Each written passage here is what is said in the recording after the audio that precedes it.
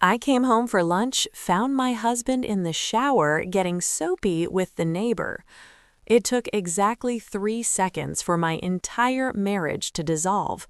One, seeing the neighbor's keys on my kitchen table. Two, hearing the giggles coming from the master bath. And three, pulling back the shower curtain to find them both lathered up and locked in. I went home for lunch, but I ended up serving them a reality check they never saw coming. Hey, store lover. Welcome to the Narrative Hub, Reddit Stories. Believe me, this adventure gets wild, but it's only epic with you. Seriously, you make this possible. Want more stories? Greater adventure? Smash subscribe right now. Smash like. Comment below. Let's go. I didn't scream. That's what people in movies do. They scream, they throw vases, they make a scene that gives the betrayers the upper hand. I stood there, the steam curling around my tailored blazer, staring at Mark Moore, the man I had vowed to love until death, and Heather Garcia, the woman who had borrowed my immersion blender 3 days ago. The water was deafening, roaring against the tiles, masking the sound of my heart shattering into a million jagged shards. Mark wiped the suds from his eyes, blinking like a deer in headlights, his mouth opening and closing in a silent plea. Heather just screamed, snatching a washcloth in a futile attempt to cover her indecency. But I had seen enough. The snapshot was burned into my retina.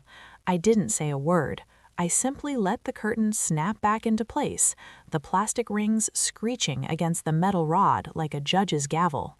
I turned on my heel and walked out. My legs felt like lead, but my mind was racing at 100 miles an hour. As I descended the stairs, the adrenaline began to curdle into something colder, something sharper. I grabbed Heather's keys off the kitchen island, the ones with the obnoxious pink flamingo keychain, and slipped them into my pocket. I wasn't just leaving, I was taking leverage. I walked out the front door into the blinding midday sun and sat in my car. My hands were shaking, not from sorrow, but from a rage so pure it felt like a superpower. I looked at the digital clock on the dashboard, 12:21 p.m. My life as Mrs. Mark Moore was over, but the game of destroying him had just begun. You might think you know where this is going. Divorce papers, a messy court battle, maybe keying his car. But you'd be wrong. What I was about to uncover wasn't just infidelity, it was a conspiracy that would make the devil blush. I drove 2 blocks away and parked behind a cluster of oak trees that obscured my view of the house, but gave me a clear line of sight to the street. I needed to see them leave. I needed to know their next move. While I waited, I pulled out my phone. My thumb hovered over Mark's contact, the urge to send a scorching text nearly overwhelming. Instead, I opened my banking app. I had been the primary breadwinner for 6 years, building a marketing empire while Mark dabbled in consulting, which mostly involved long lunches and, apparently, shower sessions with the neighborhood's stay-at-home menace. I refreshed the balance. It was normal. I checked the savings. Normal. Then I checked the investment portfolio, the one Mark had insisted on managing to feel useful. 0. My breath hitched. A glitch? I refreshed again. The screen stared back at me, a hollow digital void. 6 figures, gone. My retirement, the emergency fund, the money for the renovation we were supposed to start next month. Liquidated. The timestamp on the final withdrawal was yesterday. The pieces slammed together with the force of a freight train. This wasn't a crime of passion. This was an exit strategy. Mark and Heather weren't just sneaking around. They were cashing out. The betrayal I felt in the bathroom was a paper cut compared to the gaping wound of financial ruin staring me in the face. I wasn't just a scorned wife. I was the victim of a heist. That's when I saw Mark's sedan peel out of the driveway, Heather in the passenger seat. They were speeding, reckless. Panic does that to amateurs. They thought I was going to the police or a lawyer. They had no idea I was calling David Jones, the most ruthless forensic accountant in the city, and a man who owed me a favor that money couldn't buy. "David," I said, my voice steady, betraying nothing. I need you to track a wire transfer, and I need you to do it off the books." "Olivia?" David's voice was rough, confused. "It's lunchtime. What's going on?" "Mark emptied the accounts. He's running. I need to know where the money went, and I need to know before he crosses state lines." There was a pause, the sound of typing on the other end. "Give me 10 minutes. But Olivia, if he emptied the accounts, this has been planned for months. You don't liquidate that kind of volume overnight without leaving a digital footprint the size of a crater." I hung up and started the car. I wasn't going to chase them. I knew exactly where they were going. Heather had a vacation cabin up north, a place she bragged about constantly at block parties. She always claimed it was off the grid, a romantic getaway. If they were running, they'd go where they felt safe to regroup. But here is the kicker, the detail they forgot in their lust-fueled haze. I was the one who recommended the contractor for that cabin. I knew the alarm code. I knew the layout. And most importantly, I knew that the off-the-grid claim was a lie. I drove with a terrifying calmness. The tears wouldn't come. There was no room for grief when survival was on the line. I arrived at my office first, not to work, but to retrieve the spare key to our safe deposit box, the one Mark didn't know I kept. Inside, I grabbed the deed to the house and my passport. If this went south, I needed options. But as I rifled through my desk, I found a folder tucked beneath my quarterly reports. It was labeled Insurance. It wasn't my handwriting. I opened it. Inside were photos, blurry, grainy photos of me. Me at coffee shops, me walking into the gym, me meeting with male clients, and notes. Detailed, time-stamped notes fabricating a narrative that it was I who was having an affair. They were building a case against me, preemptive strikes to void the prenup. Mark wasn't just stealing my money, he was planning to destroy my reputation to legally justify it. The sheer sociopathic brilliance of it made my stomach turn. He had been gaslighting me for months, planting the seeds of my own destruction, while I paid the mortgage. My phone buzzed. It was a text from David Jones. "Money moved to a Shell LLC in the Caymans. Name of the LLC is Heathmark Ventures." Not exactly subtle. But, Olivia, there's a second transfer scheduled at 2 p.m., the remaining equity in the house. He took a HELOC out in your name 3 weeks ago. He forged your signature. I checked the time. 1:15 p.m. I had 45 minutes to stop them from stripping the equity out of the only thing I had left. The cabin was an hour away. I couldn't make it. I had to change tactics. I had to bring the war to them remotely. I pulled up the smart home app for Heather's cabin. She had added me as a guest admin 2 years ago when she needed me to let a plumber in while she was on vacation. She never revoked the access. A rookie mistake in a game of cutthroat betrayal. I watched the status update. Front door, unlocked. Temperature, 72 degrees. Living room camera, active. I tapped into the camera feed. There they were. Mark was pacing the rustic living room, still wearing the clothes he'd thrown on after the shower debacle. Heather was on the sofa, a laptop open, frantically typing. "She didn't say anything, Mark. That's what scares me." Heather's voice came through the phone's speaker, tinny but clear. "If she was going to kill us, she would have done it there. She's planning something." "She's in shock, babe," Mark scoffed, pouring himself a drink from a bottle I recognized was a gift I bought him for Christmas. "Olivia is soft. She's corporate tough, but she's not street tough. She's probably crying to her mother now. We have until the banks close to finalize the transfer. Then we're ghost." Soft? The word echoed in my head, fueling the fire. I cranked the thermostat to 90 degrees.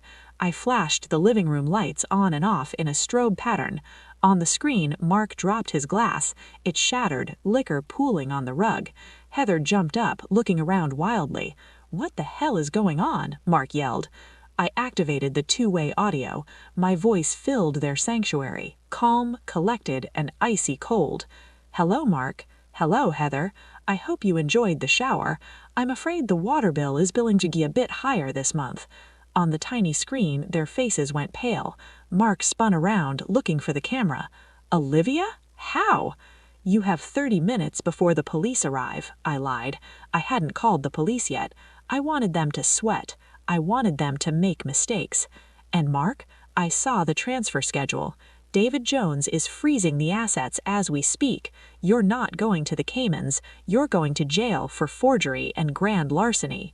You can't prove anything, Mark screamed at the ceiling, his bravado cracking. I'm recording this feed, Mark, and the folder you left in my desk, the one with the fake evidence? Sloppy. You used the printer in our home office. The metadata on the pages will link back to your laptop, not mine. Heather turned on him, her eyes wide. You said you covered your tracks. You said she was stupid. She is, Mark yelled back, shoving Heather away. Shut up and let me think. The alliance was crumbling. It's amazing how quickly true love dissolves when the money dries up and the handcuffs rattle. I hit the button to lock the deadbolts on the front and back doors. The electronic thud was audible even through the speaker. What did you do? Heather screamed, yanking on the handle. It wouldn't budge. Just keeping you safe until the authorities get there, I said. Wouldn't want you to run off and miss the party. I sat back in my car, watching the chaos unfold on my phone screen. They were turning on each other. Heather was screaming that this was all Mark's idea, that she was a victim. Mark was trying to smash a window, but they were impact-resistant storm windows, another recommendation I had given Heather years ago. The irony was delicious. But the twist wasn't over. My phone rang. It was Tyler Perez, my assistant.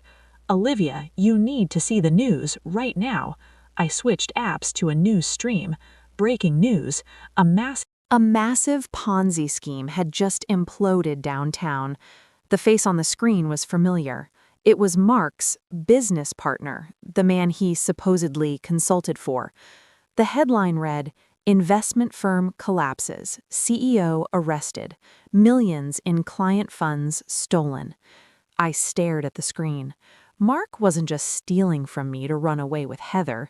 He was stealing from me to pay off debts to a collapsing criminal enterprise.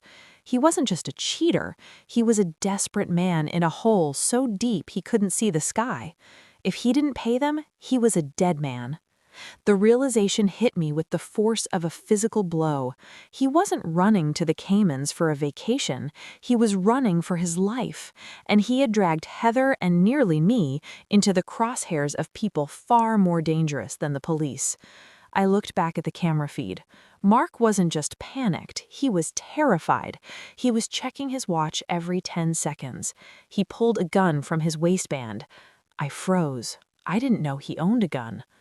"Open the door, Olivia!" Mark screamed at the camera, tears streaming down his face. "You don't understand. They're coming. If I don't have the money by 3 o'clock, they're going to kill us." Heather was sobbing in the corner, realizing too late that she wasn't the co-pilot of a romantic getaway, but a hostage in a dead man's final gamble. I had a choice. I could leave them locked in there. I could let the sharks come and collect their due. It would be justice. It would be the ultimate revenge. I watched Mark pacing, the gun shaking in his hand. I thought about the shower. I thought about the empty bank accounts. I thought about the 6 years of lies. But then I looked at Heather. Yes, she was a snake. Yes, she had betrayed me, but she had no idea what she had walked into. She was a pawn. I tapped the microphone button again. "Mark," I said, my voice cutting through his hysteria, "put the gun on the table." "Unlock the door," he roared. "Put the gun on the table, or I leave you locked in there when the black SUVs pull up, and we both know they are 5 minutes away." Mark hesitated. He looked at the gun, then at the door. He slumped, defeated, and placed the weapon on the coffee table. "Kick it away from you," I commanded. He did. I unlocked the doors remotely. "Get out," I said. "Run." I watched on the screen as they scrambled out the door, tripping over each other, running into the woods behind the cabin. They didn't take the car. They ran like hunted animals. 2 minutes later, I saw a black SUV pull into the driveway on the camera feed. 3 men in suits got out. They kicked in the front door, guns drawn. They swept the room. They found the empty house, the spilled liquor, the abandoned laptop. I terminated the feed. I sat in the silence of my car, the engine idling. I was broke, my husband was a fugitive, my neighbor was on the run with him, my life was in ruins. But as I put the car in gear, a notification popped up from David Jones. Olivia, I managed to claw back the wire transfer. It hadn't fully cleared the international gateway. The money is back in your account, and I found the HELOC application. It's void. You're solvent. I let out a breath I had been holding for an hour. I wasn't ruined. I was free. Mark had nothing, no money, no passport, no leverage. He was out in the woods with a woman who hated him, running from criminals he couldn't pay, with 0 resources. I drove home. I walked into the house, the silence heavy and thick. I went upstairs to the bathroom. The shower curtain was still pulled back. The floor was still damp. I picked up the bar of soap they had used and threw it in the trash. Then I went to the kitchen and made myself a sandwich. I sat at the table where I had found Heather's keys, and I ate my lunch. It was 2 p.m. The phone rang again. It was the police.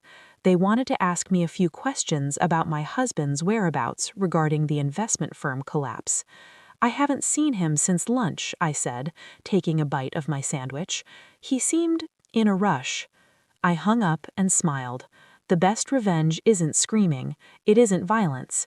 It's watching the people who tried to destroy you destroy themselves while you sit in the comfort of your own home eating the lunch they interrupted.